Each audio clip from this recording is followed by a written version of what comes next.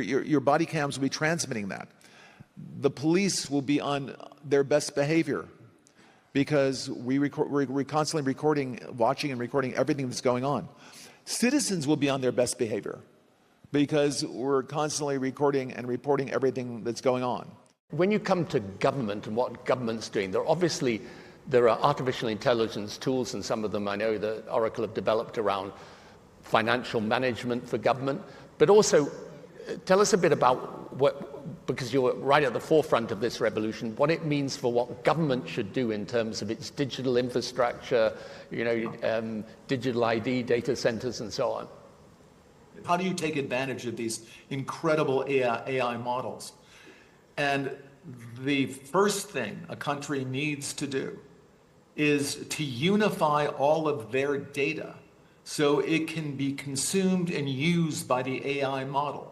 You have to take all of your healthcare data, your diagnostic data, your electronic health records, your genomic data. And in the Middle East, in the UAE, for example, they're incredibly rich in data. They have a lot of population data. The NHS in the UK has an incredible amount of population data, but it's fragmented. It's not easily accessible by these AI models.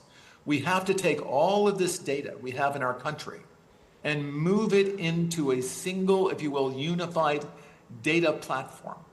So we provide context. When we want to ask a question, we've provided that AI model with all the data they need to understand our country. So that's the big step. That's kind of the missing link.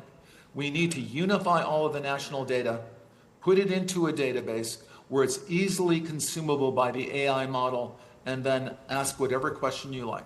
So you're really, through the use of this, you're revolutionizing the way government works, right? The services it provides, the way that it operates.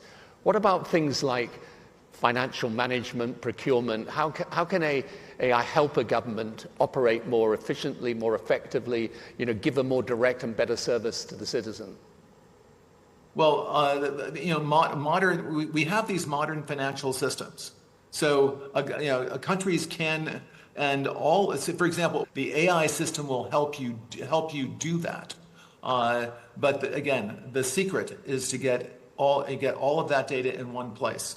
Without having the basic data, it cannot answer the question about your country. I think countries are very uncomfortable with keeping their data in other countries' data centers. So I think part of our essential infrastructure, just like airports obviously need to be in our country, or they're not terribly useful. Ports need to be in our country, and they're not terribly useful.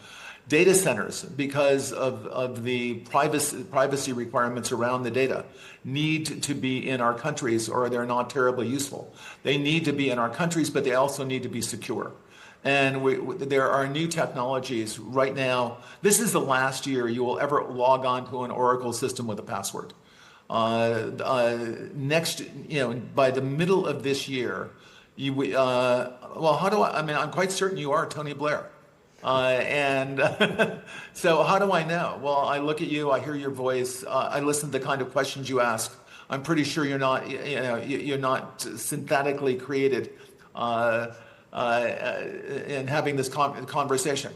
The security system, we have biometric logins. The computer recognizes you. It recognizes your voice. It might ask you to put your index finger on the return key. And we're absolutely certain it's you. There's no reason to enter a password. In fact, passwords are too easily stolen. Data centers and data is being taken hostage all over the world. The ransomware business is a very, very good business. It's getting bigger and better every year. We tend not to talk about it because the American FBI has a simple advice to someone whose data has been ransomed. Just pay them because there's nothing we can do about it. But there is something we can do about it, not after the data is stolen, but before the data is stolen. We can make sure that we're using the latest security technology, and it is going to be biometrics assisted by AI to make sure that you are in fact Tony Blair, and I'm sure you are. Now, I would love to live to be 150 years old. Well, there's an amazing opportunity to reimagine the state, the way that government functions, and the service that it can provide for its citizens.